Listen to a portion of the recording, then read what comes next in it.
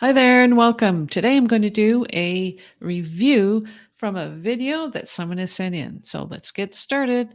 Thanks to MJ who sent this video in. She asked me for a critique and help with her horse, and that's exactly what we're going to do. My name is Laura Kelland-May, and this is Equestrian Skill Builders. If you'd like to improve your riding and training, win more ribbons at your next horse show, or generally like other horse-related stuff, then this is the place where you need to be. Don't forget to give this video a thumbs up and hit the subscribe button so that YouTube will share this video. This looks like a video from a schooling show or training show or something like that. Looks like she's got a number on, so it looks like it's a horse show of some sort. Okay, entry. Now this, whether you like it or not, the first impression is so important. Usually judges can figure out as soon as the horse comes into that gate what kind of round it's going to be. And let me ask you something. Do you think first impressions are important? What's your first impression of this horse? This rider looks like she is working extremely hard getting this horse to walk. So for me, if I were judging this class, if I was judging this horse and riders that came in, I would mark down on my paper as a judge that this horse needs to be walking more forward. It's kind of behind the leg, even at the walk. So that's my first impression of this horse. A little slow, like to have it see it walking a bit more forward, moving off the leg in a more forward, energetic way, at least tracking up. Kind of relaxed. It's a nice relaxed walk. Martingale's kind of looped there. And then she picks up like 1.5 steps of trot, and then a canter. Remember, first impressions are important. You are being judged from the walk to the canter. There's a lot of tension in that transition, and he's picking up the canter, sure, but he's very tight and inverted. That means his back is dropped down and his head is up. Watch that transition again. He's walking, walking, walking. She shortens her rein and then picks up the canter. Your first canter step should be the canter step, the canter stride you want to take the first jump from. And you should be starting the course with the same canter that you're finishing the course with. Now let me say that again. You should be starting the course with the same canter that you're finishing with. This canter is not going forward. The horse is not cantering forward enough to get to the first jump in a proper stride. To see that canter flowing a little bit more. Canter, canter, canter, canter. He's not found the rhythm of the canter yet.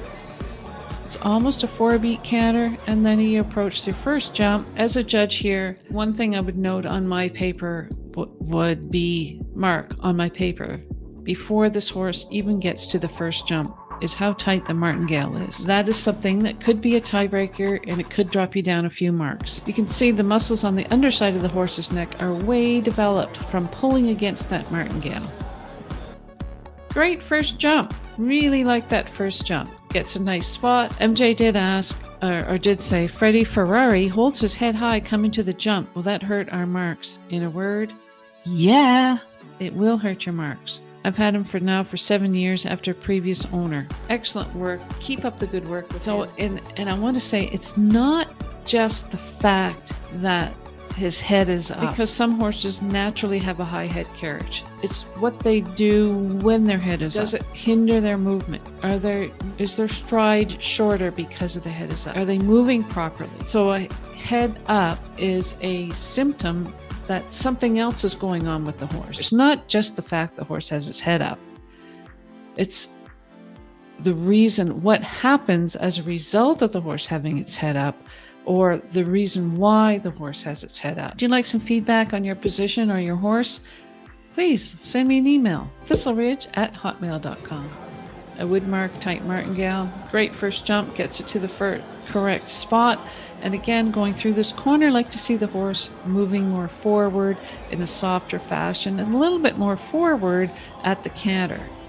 Coming through this turn here, right at this point right here, keep your inside leg on, and push the horse out to the outside of the ring and allow with your inside rein so the horse can canter a little bit more forward, not running away galloping, but forward on contact. Right now, it seems like you're riding front to back instead of back to front. You're trying to slow the horse down a lot, and it's not happening because you're pulling on the reins without backing it up with some leg. So inside leg on, push the horse out, allow with your inside rein so the horse can canter, and keep your outside rein to keep the horse balanced. Inside leg on, soften with your inside rein so the horse can canter. And if this horse could canter a little bit stronger without galloping away with you, you'd have a better fence there. And same thing between the two jumps. As you approach this jump, you know that you have a turn coming up. So as you come into the second part of this jump, rather than softening, right here, you are holding on the reins and you are lifting up your outside, your left hand, and blocking the energy from the horse. Allow the horse to canter through it. Now, let's count how many strides you get through there. 1, 2, 3, 4, 5, 6, 7, 8. Now, unless that was a question or a purposeful ride in an equitation class that said ride 8 strides through there, you have to start riding the horse forward by softening with your hands and allow the horse to move forward in a quiet canter in a rounder fashion. Try not to slow the horse down just by pulling on the reins. Allow the horse to canter and do 6 strides in there would be better. And because you're holding back with your reins on the third jump right here, you got a disunited lead, front and back, and the horse didn't have the balance to swap his leads and buried in that jump and then had a bad jump there as well. Because of the disunited lead, he got a close spot for the 4th jump, and then he started wiggling to the 5th jump. This video is sponsored by Equestrian Skill Builders. You can find me on YouTube and Facebook. The link is in the description. If you'd like to have your own position review done, please send me an email, thistleridge@hotmail.com. Coming around the corner here, you need to soften, push him off that inside leg to get the lead. Get really close to there, and because you're riding with your hands too much, he kind of wiggled into that 5th fence there. I really think this should have been a 5-stride line, not a 6-stride line. And at the end, you can see that he shies out to the right. Keep that right leg on, little hold on your right hand so that he keeps a focus on what's happening. It almost looks like he was trying to shy or run out there. And allow with your hand so that he has a little bit of energy, not running away unbridled speed, but packaged energy so that he can use himself properly to get over the jump. After this jump, watch what happens. He's totally on the wrong lead. In a training show or schooling level show, do please bring the horse back to a trot to correct the lead. Sure, if you're in a championship show, you've already blown the class if you get a wrong lead and don't fix it before the corner. But as a schooling level show, sit up, bring the horse back to a trot, not for 10 steps, but for 2 steps. Sit up, balance, downward transition for 2 steps, and get the correct lead so that you can set your horse out for success in the next jump. What do you think is going to happen if he goes around on the wrong lead to the next jump? Let's find out. It's on the wrong lead.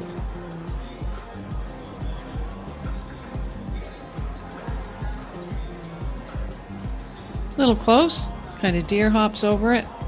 Nice canter, a little bit more forward in this side. Excellent. Great jump there. Beautiful jump there. Excellent. And now watch what happens at the end of the round when the rider softens on the reins, head down. She canters around, softens the reins. Beautiful loose rein trot right at the end.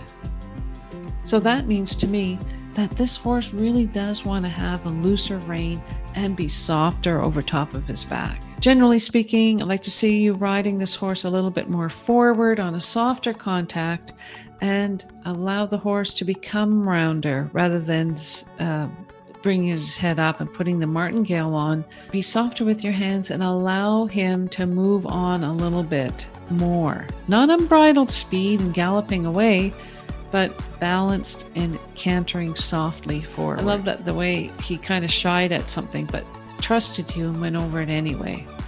He's a lovely horse, and I think that if you trust him a little bit more, that he will be softer. My name is Laura Kelland-May, and this is Equestrian Skill Builders. If you'd like to improve your riding and training and win more ribbons at your next horse show, then you are in the right place. Remember to give it a thumbs up and subscribe so that YouTube knows that you like this video.